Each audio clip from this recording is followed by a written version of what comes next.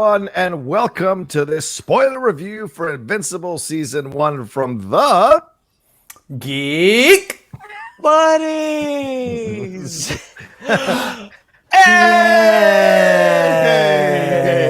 Well, if you can't tell, we're recording early in the morning. You can now. Well, we're going to get into some things here. You know, this incredible series. Thank you all for joining us, first of all. This incredible series from Amazon Prime and Robert Kirkman and a few other people that we're going to mention here in just a little bit is an adaptation of the comic that was written by Kirk. There's a number of compilations of this out right now, and we're going to break this first season down, 8 episodes, incredible stuff. 45 to 50-minute episodes per episode, chock full of storylines, chock full of some fantastic voiceover acting, some great animation, and we're going to jump into all of it here on this review. And if you have not seen Invincible Season 1, maybe this is the time to stop, go watch it, then come on back and pick up where you left off here for this review. Definitely go watch it first. Go watch it first. Yeah. Don't listen to us. Go watch that.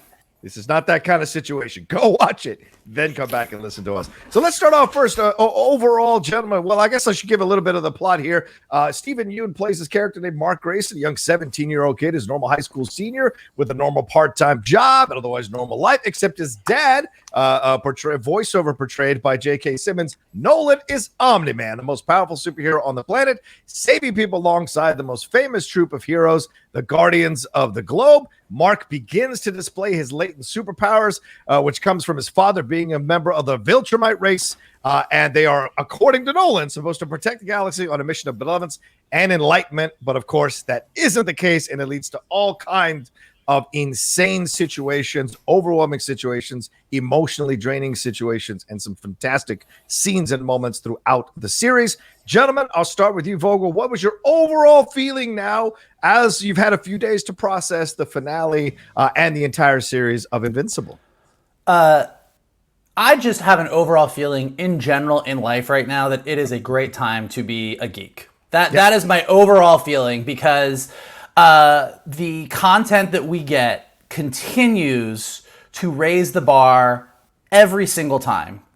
Whether that is the Marvel shows, Mandalorian, The Boys on Amazon, like every single time we're getting these adaptations, a lot of people today don't remember when we used to get adaptations of things, they were not great. Yeah. We were just lucky to see something on screen. Yeah. And Invincible being one of my favorite comic books of all time, I have been excited every single time that I've heard news about Invincible, whether it was a live action movie or an animated series, and always wondering, like, will they be able to match the tone of the comic? Will they be able to match the emotional impact of the comic?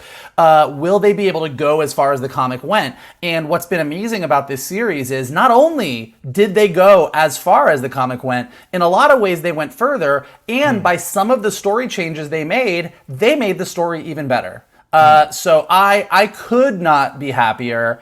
It was an intense ride, even knowing where things were going to end up. I mean, even knowing where they were going to end season 1, it still was a rough watch, and I couldn't be happier. And I'm really excited to talk about what this show does for the superhero genre and what it says about the superhero genre.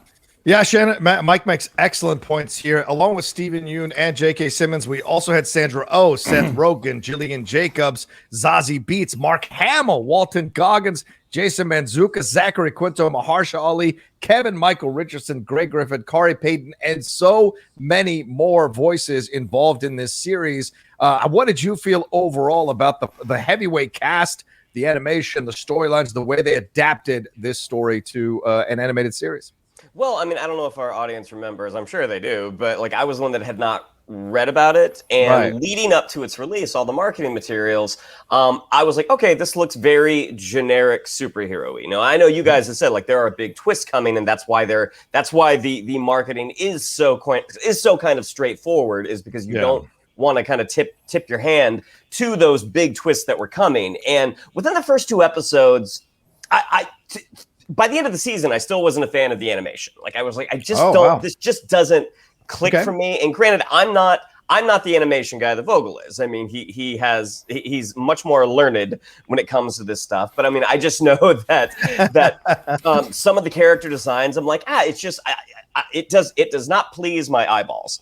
That being said, the storytelling is dynamite. Once I got past those first 2 episodes and you start to kind of peel the layers and get to what the story is really about, and you get to know more of your supporting cast as well and their stories, especially Kevin Michael Richardson and the Mahler brothers. I mean, he's dynamite. I mean, I was lucky to work with him on a project, and aside from just being a really, really good guy, he is magical behind the microphone. Like, he sits down and he can just bring these characters to life with his voice.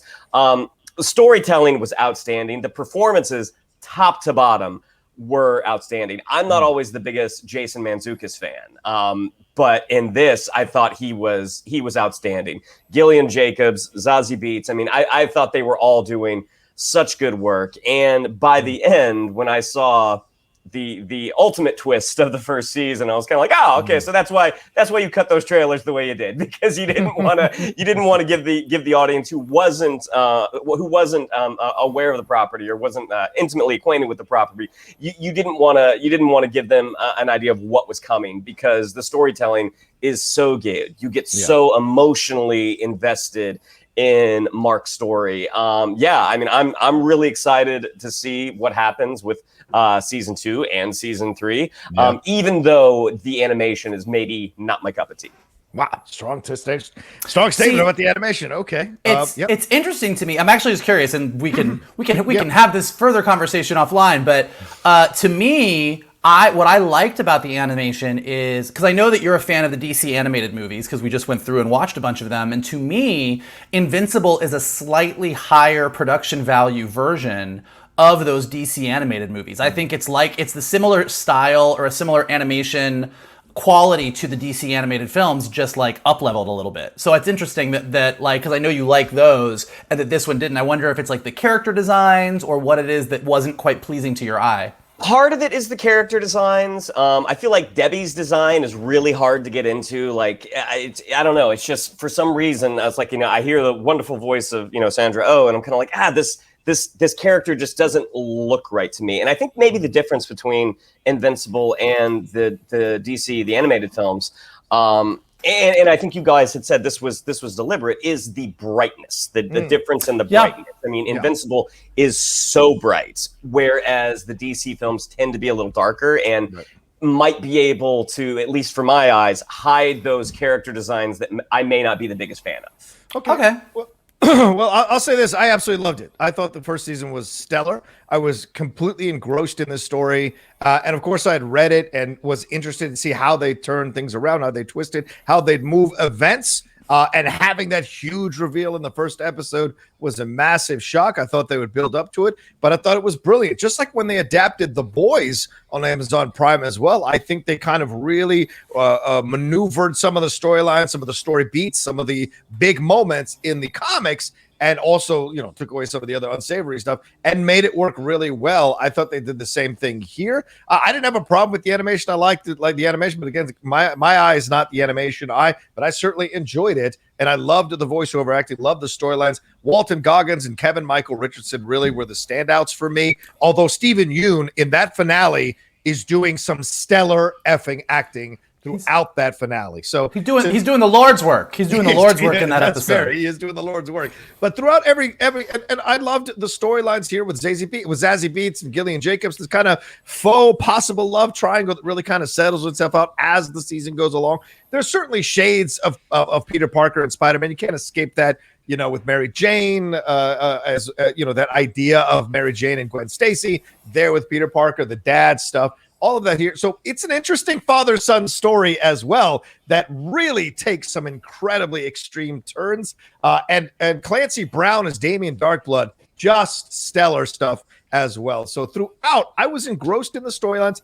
Did sometimes his best friend get a little irritating? I didn't want to see more of him. Yes. But, here comes the homophobia. No. Here it comes. I love the gay people. I just thought it was but that episode with him And with him and the guy that he's got the crush on and all of that, D.A. Sinclair. I thought that was an excellent episode, a great way to portray like the gay point of view, as we've seen so many times, the hetero point of view of looking at someone's features and being in love with them and having a thing for them and then using that to kind of bring them out of whatever spell they're in. I thought that was a great episode, but sometimes it got a little on my nerves. But it's a little to hear that. I hear you on Debbie, Shannon, a little bit, and you're not the only one. Some of the other reviews that I've read over the last few weeks have commented on the animation being both good and bad. I've seen that, but I personally had no problem with the animation. Maybe because I was seasoned by the comic book, I expected that look, so I had no problem. And I like the idea of bright animation to juxtapose the really dark shit we got throughout this season of Invincible. So for me, overall, well, Mikey, I also think to be fair to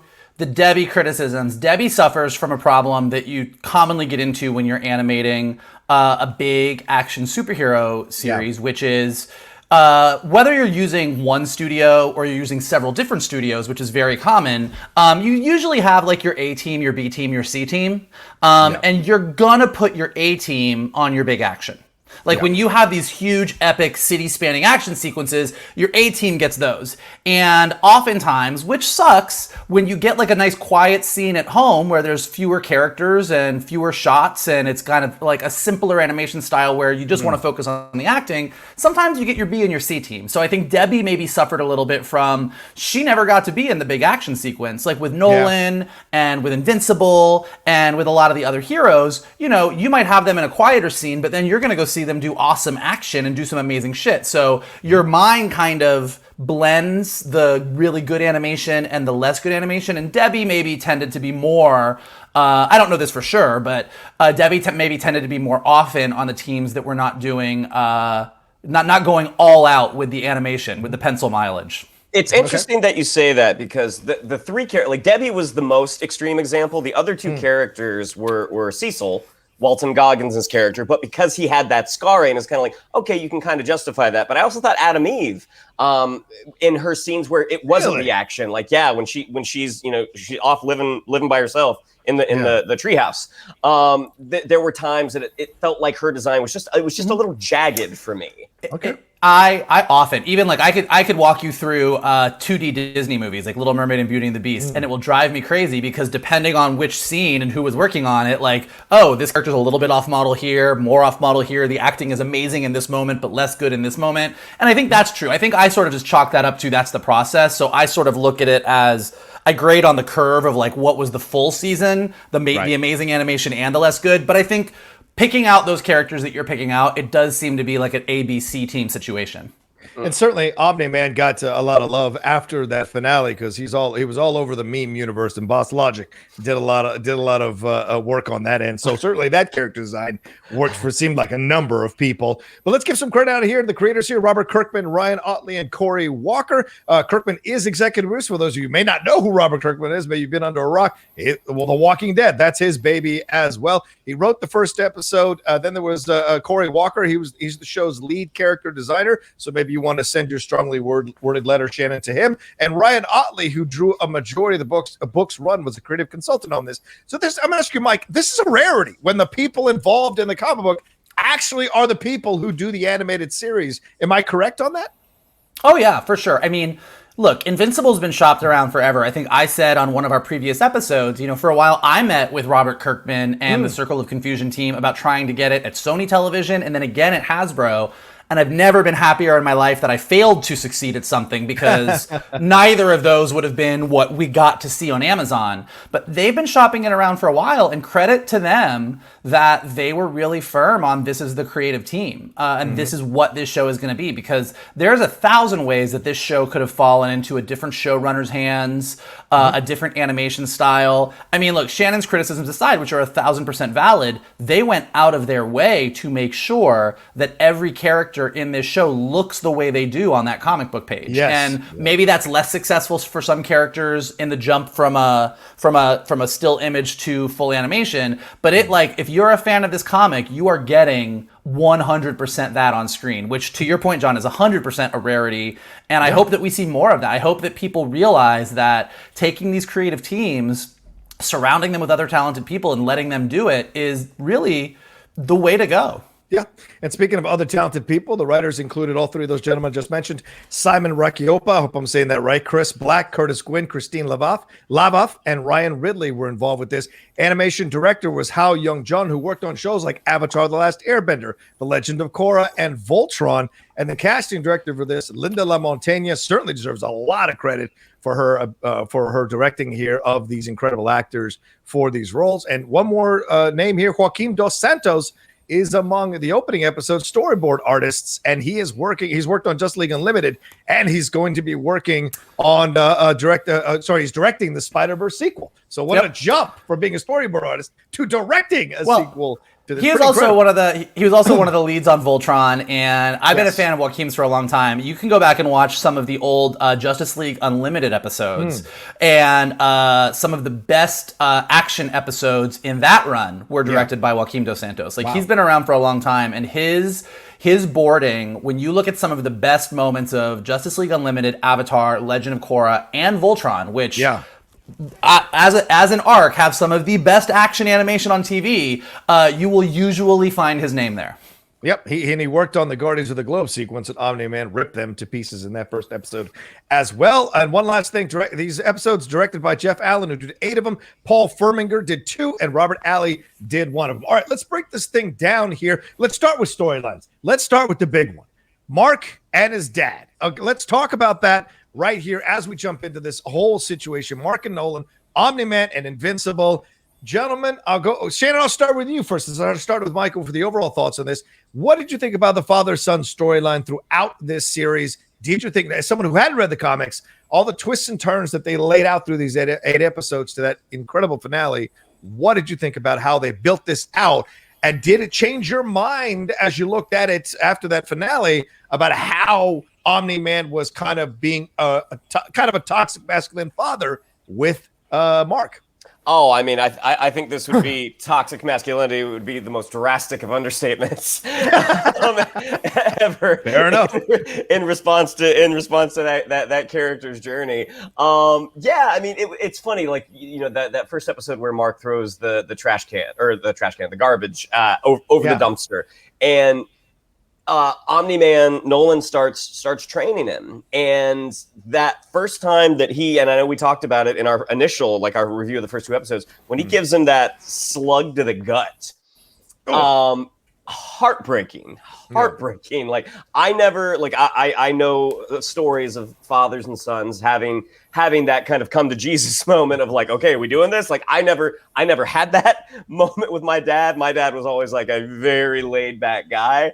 But just watching dad deliberately hurt his child, in the guise of, this is for your good, you're going to have to deal with this. But really, once you get to the end, it's okay, how much can he take? Because he's only half me. He's also half this weak species. Really, really fascinating. And in the episode where Mark is working with Mahershala Ali's character, and they have that, Titan. They have that huge fight at the top of that building, and you're watching the Guardians of the Globe and Mark just get worked, and Omni-Man is just hovering there watching, not willing to help. And again, it's kind of okay, what is he? It's at that point in the series, is he doing this for his good? You shouldn't have come here, or is it okay, how much can he take? It was just a fascinating dynamic between the two of them. And then when you throw Sandra Oh in as well, especially that moment early, in the second episode where she's telling Mark to go inside and says, "Make me," and it's just that shittiness that a teenager has when you realize, oh, you physically can't make me do anything anymore. I mean, it was so well done. And again, not having read the comic, I'd be curious to see what the time span was for this to be laid out versus the 8 episodes that we got. Yeah, Michael, I mean, as someone who has read the comic, please take it away from there. Also throwing in, as you mentioned, the Debbie situation, Shannon, of course, but also this is a teen who is coming into his own as well, who's rushing to grow up, and then realizes once he does grow up, what the consequences of that stuff is. You tell me, Mike, what did you think about how they handled the series versus how they handled it in the comic book? Well, it's interesting. So, to one of the things Shannon was talking about the character design, but I think that this applies kind of overall to everything, and then I could talk about how it applies to Omni-Man and Mark specifically, is the comic when it came out, it very much was, this is a bright, shiny, simply designed comic book. Like, the character design was very simple. The outfits are all bright primary colors. To Shannon's point, it's not dark at all. Like, it is the brightest that it can be. And one of the big not issues, but I was talking to a friend of mine who didn't really love the comic when it came out, because for the first 11 issues, it's about a kid whose dad is basically Superman, and he's learning to be a superhero. And they poke fun at the superhero conventions a little bit, but it's basically a kid who's learning to be a hero and fly around and save the day and fight some aliens. And it's kind of just a fun superhero romp. But to your point, John, it's a little bit Peter Parker. It's a little bit My Dad is Superman. It's a little bit Justice League as the Guardians of the Globe or the Justice League. Right. And it was like, okay, I get what this is, but it's not doing anything super different. As a comic book fan, I'm enjoying it, but it's not anything special. And then they were about to get canceled. Kirkman's talked about this in several interviews. Really? Like Invincible was like, it's not doing great. And then issue 12 came out, and Nolan killed the entire Guardians of the Globe, and everyone was like, oh, what the fuck? And so I think and from that point on, Invincible really became this thing where they had lulled you into a sense of, this is a nice primary colored bright superhero world, and then said, oh, by the way, nothing's that simple. It's really complicated. Now, what they did with the show, which is super, super smart, is they took the complicated thing, Nolan killing the Guardians of the Globe, and brought it all the way to the end of the first episode. So now, even though each episode is Mark not knowing about this, and he's still kind of having the fun, we still see the fun of this primary colored superhero universe. We already know from the very beginning that there's a dark underbelly. We saw something at the end of the first episode that we were like, whoa, I was not expecting that level of violence. What the fuck is going on? So by doing that, they managed to sort of take the tone of Invincible as you got into further episodes and kind of bring it into the very beginning, where even though Mark is still having a blast and he's meeting the team and it's like, this is all kind of fun and the threats don't seem that bad and he's so strong that nothing can really hurt him, there's just this underbelly of like, this feels like things are not going to end up as simple as they seem to be. And I think the stuff with his dad to Nolan and Mark's to Nolan and Mark's relationship is 100% that, is because we saw what Nolan did at the end of the first episode. If we hadn't seen that, we would have been like, okay, so this is basically Superman training his son to be Superman. Yeah. But everything he does, we're like, what is his real deal? Yeah. And in a lot of ways, just like we've talked about this with Agatha Harkness in WandaVision, we've talked about this a little bit with Zemo in the Falcon and Winter Soldier reviews, even though Omni-Man is doing what he's doing for maybe not the right reasons, he is teaching Mark some valuable lessons. Everything he says when he punches him super hard in the beginning and says, this is what it means to be me. Like, this is what you have to be able to go, you have to be this tough. Like, he's saying it because he's like, you're a Viltrumite and we have a lot of stuff to do. But for the journey that Mark's going to go on, those are lessons that are going to be valuable to him. And so having that super complicated relationship, you get to the end of episode 8 and Mark is just there, bleeding from the mouth, and Omni-Man is like, who will you have 500 years from now? And he's like, I would have you. Yeah. Like, having that kind of complicated relationship where you're the guy that's taught me everything about being me. You're my dad.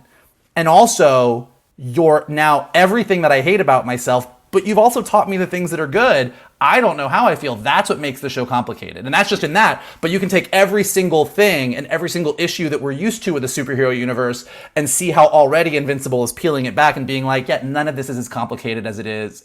None of this is as uncomplicated as it is in your other superhero stories. Yeah, those are excellent points you bring up, Mike. Absolutely, I think so too. It's such a conventional yet unconventional father-son storyline for sure. How many people watching, if they're actually being honest about their dads, have had dads like that? I remember when I was a kid growing up. I don't know. I was in a Boy Scout meeting when I was 8, 9 years old, or 10 years old probably, and I saw this kid mouth off to his dad.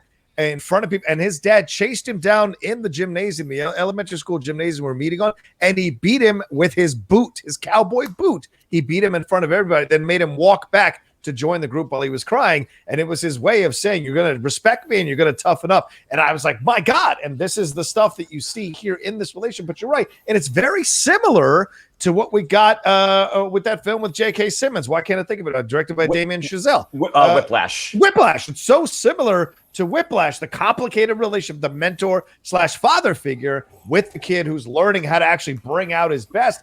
And in retrospect, you can say, well, this is him, as you said, Shannon, testing him because just in case Mark doesn't want to go along with his plan at the end of this thing, he's going to have to fight him, and he's going to have to know what his weaknesses are and how much he can actually take. So certainly we see that. A very complicated relationship. I do like Debbie getting her own agency of investing in this. This could have been an easily written character that just goes off and is the superhero's wife. There's much more complexity throughout this series that I really enjoyed in Sandra Oh's performance as well, in what she's doing, her own investigations, her own snapping at Nolan, her own calling him out, all of that. And yet we still get, like you said, Michael, a complicated relationship because she senses there's something worse here. And even at the end, when he is showing who he is, she still wants Cecil to call off the dogs, to not have him killed, to not. So there's still love there, even though Omni-Man is completely off his rocker here, or doing what he's been programmed to do in essence.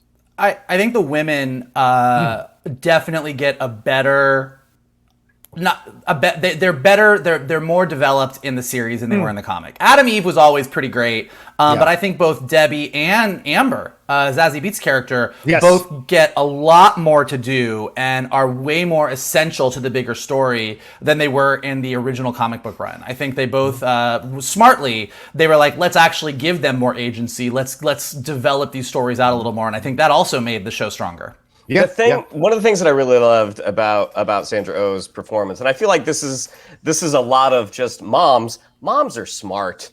Yes, it's really hard to pull one over on a mom, and then you see that also apply to Nolan, because you see obviously he's incredibly powerful. It took a team of superheroes to make him bleed, essentially. But you see how Debbie does not back down from him, and then when she's the one who ends up getting his uniform, his costume, and you just see he's incredibly powerful, but you can tell she's probably smarter than he is. And anytime, I mean, this has nothing to do with Debbie, but it just made me think about when you said Whiplash, John. Anytime Omni-Man is teaching Mark a lesson, I hear not quite my tempo. Not my tempo. In my head. I kept waiting for that moment. Not quite my tempo. What the hell are you doing, man? Yeah, that's what you want to hear. That's what you want to hear for sure. Let's bring up the two, as you mentioned here, Michael. Let's bring up Amber and Adam Eve and the relationship with Mark. I thought this was fantastically done. I thought Zazie Beetz just growing in all the things that she can do. It's so great to hear Gillian Jacobs again, especially after I've done a recent community rewatch a few weeks ago. It was great to see both of them and the different journeys that they're all on. The only thing that I didn't like was the reveal that Amber knew the whole time it was a superhero. It seemed to make her anger in other episodes lose their weight completely if she knew the guy was a superhero for quite some time. So I thought that was the only moment that seemed to be mishandled in this entire triangle. What did you think about this throughout the whole episodes? So I think that, so Amber, they changed her ethnicity. They gave her a much bigger role. They gave her a much more complicated and nuanced relationship with Mark. So I think it was a little bit, I will admit to you, yes, it was a little bit of a cheat, but I kind of liked it. If they had on the college campus, if she had pulled the Mark, I know that you were the guy, I'm just pissed you're not telling me, that would have been more realistic, but it would have tipped their hand. And I think that what they played, which was interesting, is we are so used, again, this is the bigger, let's set up a typical comic book situation and then turn it on its head a little bit. The typical comic book situation is, I'm mad because you're supposed to be my boyfriend, but you're always running off and you need to pay attention to me. And then the guy comes in and says, yeah, but I'm a hero. And she goes, oh my God, that's amazing. I love you.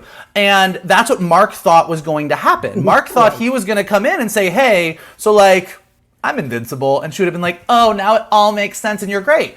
And she said something which is accurate and I think is justified, which is, I figured that out a while, dummy. You have been lying to my face. How are we supposed to have an honest relationship? This is a huge part of your life. You're not going to tell me. And I think they dealt with the reality of that situation in a surprising way. Like, had she just, like, the fact that she was like, yeah, I'm not an idiot, dude. Like, that, I get it, but you literally lie to me every minute of every day, and I'm tired of it. And I'm like, yeah, you know what? Valid. Right. How about Adam Eve in her journey? We'll get to Shannon. I'll have you respond to that for real quick. Sorry. Oh, I think we got his response. Yeah. Especially when, and we'll get to that. But and what about Adam Eve, Mike? I mean, we saw her progression as well. Not only her relationship with Mark, but her relationship with her parents, and kind of going toe to toe. Shout out to Fred Tatasciore, who played her dad. But you get that back and forth, and then she goes and builds herself a treehouse. She is going on her own journey within the journey that everyone else is going on Invincible. I thought that was great as well.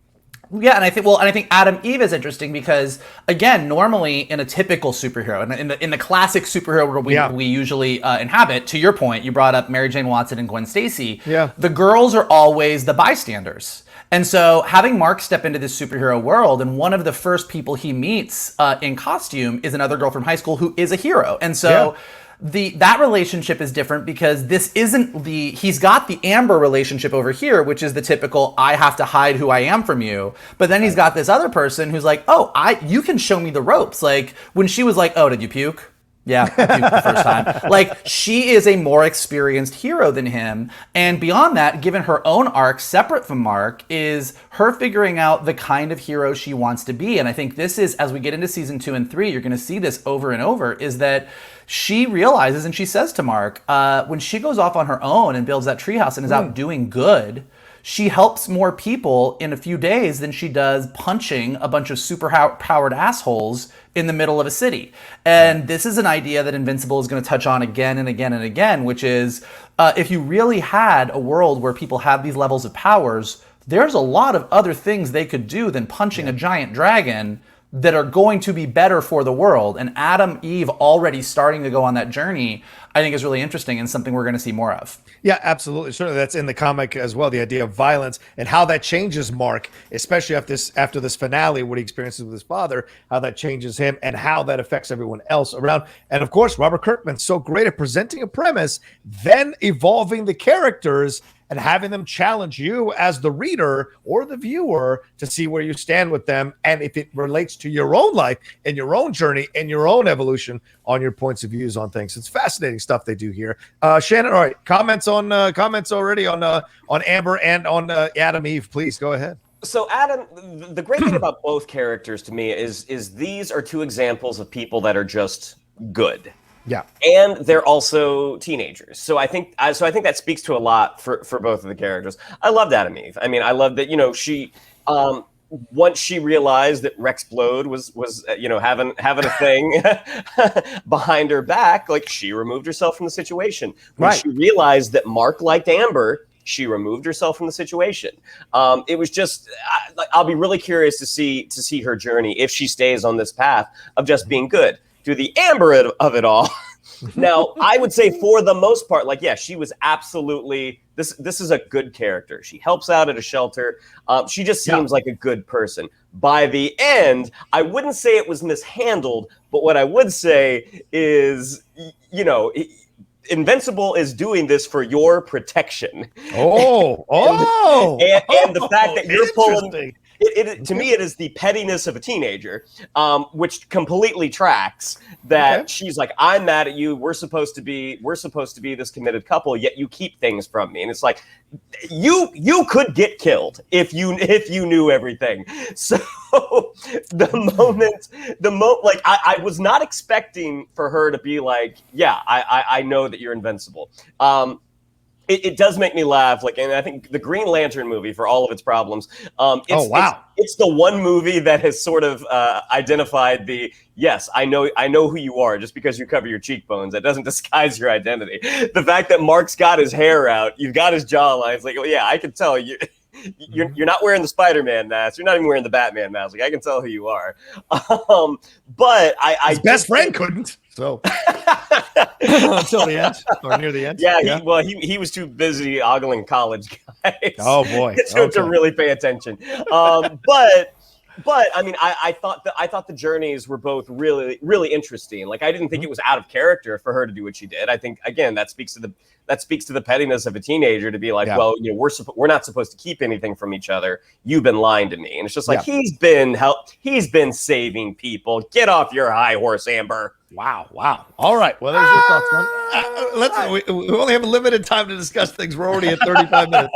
You both said your points. I think the fans will know which side they want to be on for sure. Let's move on to an overall next thing. Let's talk about the new Guardians of the Globe. Certainly, we had the original Guardians of the Globe. That was such a brutal scene, and we'll talk about the gore in just, or at least touch on the gore. But what did you think about the new Guardians of the Globe and their journey throughout this? Jason Mantzoukas, of course, playing Rexplode, who apparently everybody wants to bang.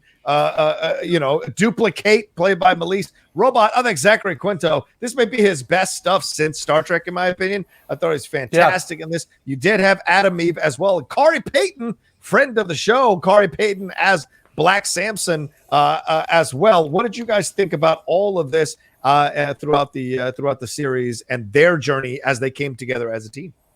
Yeah, super enjoyable. I mean, again, it's like when you get far enough down the road of a story that you can start paying attention, you can start giving your supporting characters some life. I love the fact that Black Samson lost his powers. Now he uses his suit. Rexplode, kind of a dick, kind of an asshole, but ultimately does want to do the right thing when you're in an emergency. Monster Girl, her relationship with Robot, I was like, oh my gosh, like I've never this take that every time she changes, her real self keeps, like, she's got a Benjamin Button thing on. She keeps getting younger. I was like, oh my God, this is so compelling. And then to see Robot's arc of how he connects with her, and he's like, you find out who Robot actually is, and everything about the new Guardians of the Globe, like, it was just so enjoyable. And agree with you, John. I mean, Zachary Quinto, like, I loved him as Spock. I've seen him in other stuff where I was like, maybe not his strongest work. I think he's knocking it out of the park right now as Robot. Yeah, Stella. Guardians of the Globe. Is he frozen? No, he's good. Okay. Why do you think how they handled Guardians of the Globe throughout? And talk to me. What is the attraction to Rexplode? I mean, Duplicate, Adam, Eve, and Monster Girl all wanted to get with him. So you tell me. I mean, because Robot changes himself to kind of look like a younger version of Rexplode. Explain it. Listen. I will tell you. You know what though? I'm right with him. Like, I'm like, oh God, Rexplode's such a dick. I'm like, I would probably hook up with Rexplode. Wow. Like, I would probably do it. Like, I was like I had this whole conversation with somebody where I was like, man, he's such a dick, but there's something about him. I've had more conversations than I should about which comic book and animated characters I would hook up with. There's an entire list. Fair enough. There's some that I'm proud of. There's some that I'm like, that would be my guy. Rexplode, not proud about it, but I could see it happening. It could happen.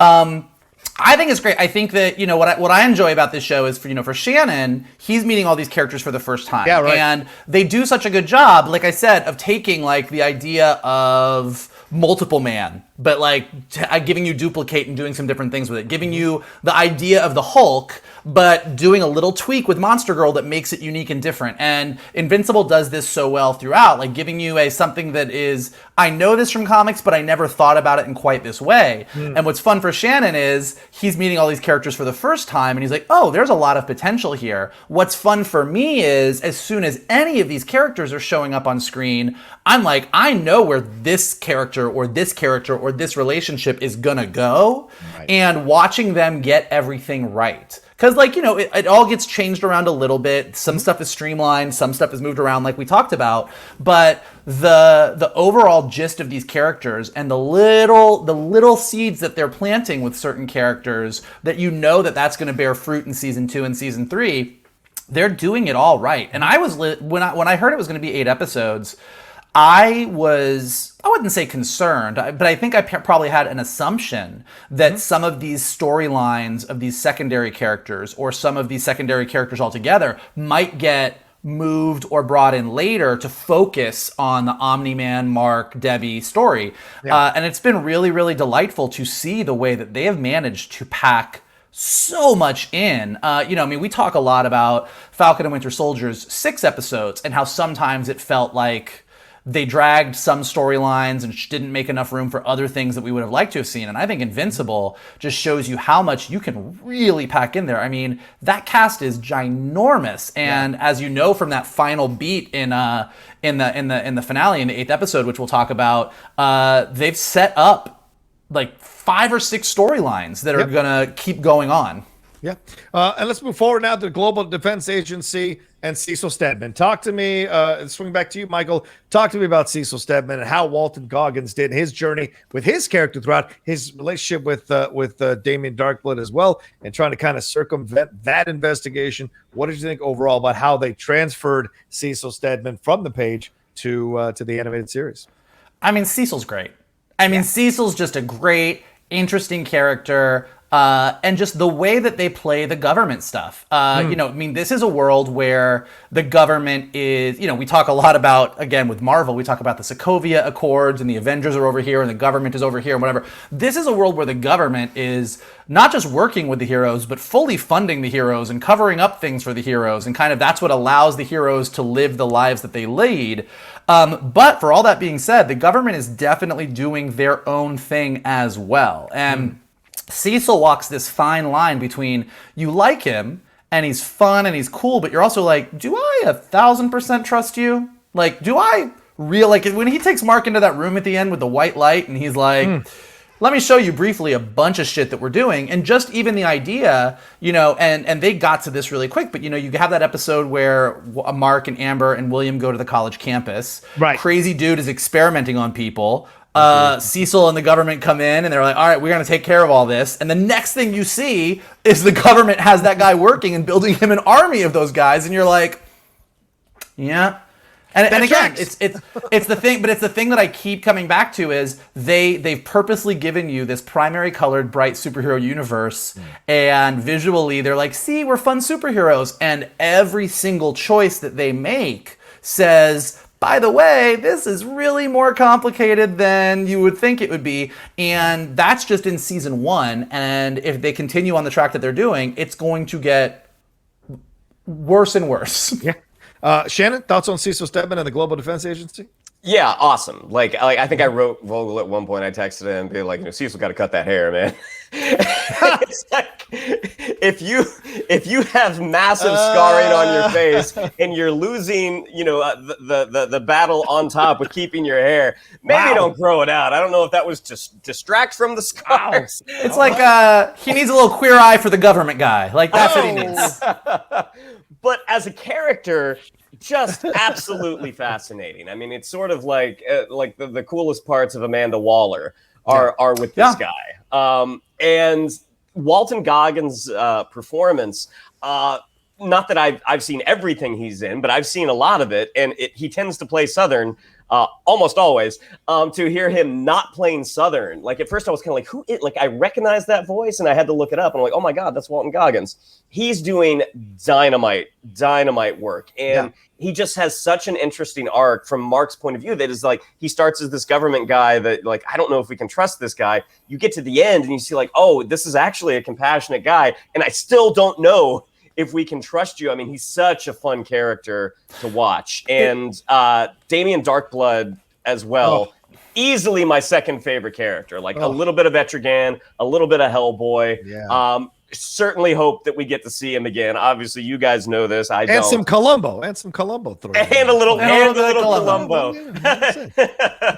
But yeah, I mean, they were like Clancy Brown and Walton Goggins are both just doing awesome work in this. Yeah. Well, and I think like to your point, I mean, Cecil falls into that category of like, it's the reality of if we had a world with superheroes, the government would do what they're doing and like want to like take care of them, and these guys are our first line of defense, and we need to make sure we need to patch them up when they're busted up and everything like. And also, you also need to be ready to do to do what you need to do if they're going to go bad. So Cecil kind of goes beyond good or bad and gets more into a what's good for humans in a post-humanity world. And that's going to be to Mark's benefit sometimes, and it's going to probably be to Mark's detriment at sometimes. And that's going to be another, again, like just as we talked about this super complicated relationship that Mark has with his dad. His dad's now gone, and Cecil's stepping in, and that's going to be an equally complicated relationship for him to navigate. I imagine not all superheroes wear capes, like they say. I mean, in a way, he's kind of a hero as well, a more practical hero, a more rational hero, a human hero, because he doesn't have superpowers to rely on. He has to use his intelligence, his knowledge, his connection to things, and he's always so. And I can say this as well. And Shanny, you bring up excellent points. You know, we've seen Walton Goggins, we've seen Clancy Brown. You bring up Green Lantern; he voiced the villain in Green Lantern. We've seen them play these out there characters or these deep Southern characters like Shawshank Redemption or whatever. These are two of the most restrained yet really powerful performances from both of these guys, voiceover wise, that I thought was excellent to listen to and watch throughout the season for sure. You bring up, just really quickly, I just do want to give a shout out to the voiceover, because a lot of times when you have a show that like brings in the big celebrity voices, that brings in the heat, you kind of sometimes overlook the amazing voiceover talent that works in the industry that's doing it every single day. And this show really just down the line, you had the Sandra Ohs, the J.K. Simmons, Mahershala Ali's, you had like these big names coming in, but then at the same time, you had the Michael Richardsons and the Khary Paytons and the Clancy Browns and the Grey Delisles, and you really just had such a wonderful blend of Fred Tatasciore. Like, you had a wonderful blend of people who have been doing this for a living for years and have just been killing it over and over and over again, and other people who we know from more of the live action landscape who are coming in and also doing equally amazing work. So I think that like they really had such a lovely blend and gave everybody their chance to shine. Yeah, and even in that first episode, you got people like Sonequa Martin Green, Lenny James, Michael Dorn, who got kind of tore to pieces. So they were able to come in and do like one episode and then roll on out of here, except for the Immortal, who got to come back for sure, but only for a brief amount of time. It's in the name. It's in the name. He was ripped in half. Yeah. Let's touch on that a little bit before we got to wrap up here in just a little bit. But how about the overall violence in the show? Did you think it was too much? Did you think it was just the right amount? And touching on the finale as well, that was really probably the most violent of all the episodes. What did you think overall about how they handled this? There were heads being split open, bodies being ripped in half, blood everywhere, blood on costumes. Shout out to Mark Hamill as well, voiceover wise. What did you guys think about all of how they handled the gore throughout the series? I mean, it seemed like they handled it correctly. I mean, I think you get that warning at the beginning saying what you're about to watch is X, Y, and Z. So you assume that it is going to be bloody, it is going to be gory. But then they kind of set that bar with episode 1 with Omni-Man taking on the Guardians of the Globe. I mean, when I think it was it Red Rush, the Russian speedster. Oh yeah. The moment that he kind of squishes his head and you actually see the eyeballs, his eyeballs bulge out. It's like, oh, okay, so that's what this show is going to be. And it's kind of shocking at first, but then once you get down the storytelling road a little bit, and you do become so invested in these characters, as Omni-Man is just pummeling Mark. Yeah, your heart, you're so on Mark's side, and it's so, even though this is not real, this is ink, and it just rips your heart out. And when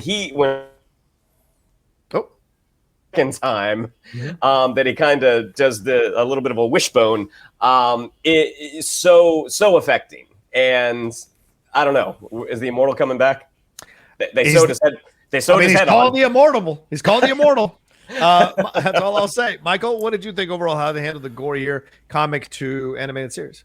I mean, I think it's definitely gorier seeing it in animation than anything that you can do in a still image. And look, here's my feeling about it. I am not a fan of violence just for violence sake. Like, whether it be an animation or live action, if something is just like super violent to be like, look how gory we can be, I kind of get bored, or I kind of think it's a little like gratuitous or over the top. But if there's a reason for it, I think it can be really affecting. And I think with Invincible, they use the violence very clearly on purpose as the counterpoint to the bright and shiny, colorful superhero world that they present you with. Like, by having this world that we are so used to seeing in, like, how many animated superhero shows do we watch? I mean, we all grew up watching X-Men, 90s Spider-Man, Young Justice, like, pick your show. Yeah. And we've seen these epic superhero brawls that we love. Like, we were just talking about Joaquin Dos Santos' work on Justice League Unlimited. But as much as we've seen amazing superhero battles, they never go as far as they would realistically go when buildings are falling down and two superpowered beings are punching the shit out of each other. And Invincible just presents a premise that says, this is what it would look like. Right. Let's deal with this for a minute. And what does that mean to a teenage superhero who's stepping into this world and is instantly exposed to that level of violence? Right. And everything that they do as far as showing you this graphic violence. And, you just talk about the season finale. And I mean, when Omni-Man holds Mark's face up to that subway train and uses Mark to just brutally kill a train full of people, and you just see the blood and guts everywhere, and Mark is drenched in blood. Yeah, I'm sure that there are people out there that feel like that's uncalled for in an animated series and that it's gratuitous, but I think that's the point. And I think that Mark dealing with that kind of trauma and deciding what kind of hero he's going to be is what the show is about. So I found it really, really affecting. Like, and I do think that by letting it be that violent, like, to Shannon's point, your heart just goes out to Mark. Like, you are just like, that is rough. And watching a superhero have to heal for 2 weeks because he got the shit kicked out of him so bad, that's also something we're not used to seeing. And I think it's good to see it. Yeah, agreed. It reminded me, that final with the subway train, that visually, of course we'd seen it come, but visually, it reminded me a lot of Hard Boiled, the old Frank Miller, Jeff Darrow comic book. If people haven't read that one, you should totally read that one. They have the images there, the body parts flying everywhere, blood and all that kind of stuff. Really felt kind of a reminiscent of that as well. All right, we got a few minutes here, and let's wrap up. Overall, we get to that finale, get a lot of stuff revealed. The Viltrumite stuff gets revealed. Nolan calls his wife basically a pet, wow, it was so insane how far. How far down the rabbit hole he goes into evil, and of course it was kind of previewed. I think the third episode where he goes through that portal to tell them you're not coming back here anymore, and it was all red, and he destroyed that entire civilization actually, and then comes on back. You got that sense there, and then all of that being revealed in that 8th episode to show, the whole time he was this guy who was going to essentially rule the earth with Viltrumite. What did you guys think now that this has happened? Where do we go from here? What did you think about that reveal in the finale, Michael? Look, yes, first of all, just Nolan's disdain for humanity. I mean, just his attitude towards humanity is brutal. But again, an alien race like that's also realistic. I think that's, like when he calls Debbie a pet, you're like, fuck that. Like, oddly to me too, for all the things that he said. And I think it probably is credit to Sandra Oh for making us like Debbie so much. But when he says, I like her the way that I would like a pet, that, of all the things in that episode, for some reason, that's like a gut punch more so than some. Yes. I think that, and when he says to Mark, what's another 17 years, I'll make another son. Oh, yeah. Ooh. Like, I think those are the two things that he says that just, from an emotional impact, cut the deepest. Like, you're just like, those were low blows. But as far as the reveal of the Viltrumite stuff, this is what Invincible successfully did for its entire comic book run, which is it would give you a thing that would be like, this is the biggest thing you'll ever have to deal with. And then it just sort of very easily transitioned into, oh no, now this is what Invincible is about.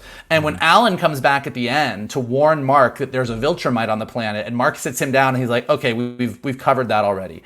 And Alan all of a sudden is like, the coalition of planets is trying to get enough alien species together that we can stand up against the Viltrumites. No Viltrumite has ever left their post the way that Omni-Man did. This is really weird. Like all of a sudden, and Mark even says it. Mark says, I kind of feel good that there's this bigger thing out there. It makes me feel not so alone. And I think that it just all of a sudden, like, it opens up, like, this show just, that final scene where then Alan is like, well, what are you going to do now? And Mark says, I'm going to finish high school. But you see that everything that happened when Mark went to Mars is out there. Like, there's some shit going down on Mars. You know, there's shit going down with those aliens that came and invaded early on. Like, all the things that just kind of were happening in season 1 while this overall Omni-Man story was unfolding are still out there.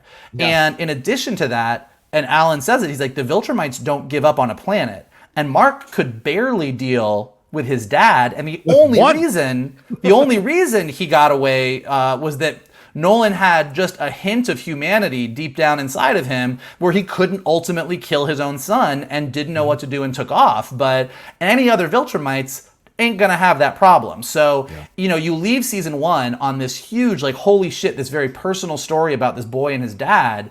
And you say, oh, by the way, the next 2 seasons, we're opening this up and there's an entire planet of those dudes coming and there's really nothing that you can do against them. And that is really compelling.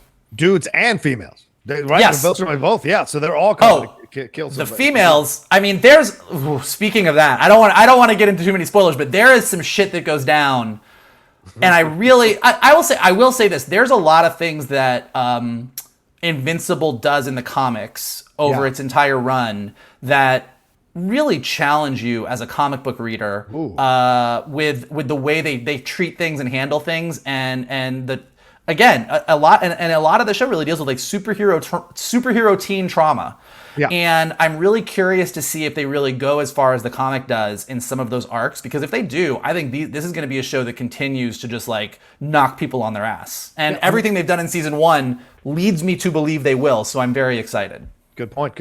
Shannon, what'd you think? Finale, all of this, and what it might be teasing as we go forward into seasons 2 and 3, as you mentioned earlier. I mean, the big turn about what Omni-Man's plan was, it was kind of like, as soon as episode 1 finished, I'm like, I feel like this is where this is going. Either he wants to take over the planet for his planet, or they're going to blow the planet up for whatever reason. So it's like, I kind of assumed that's where we were headed.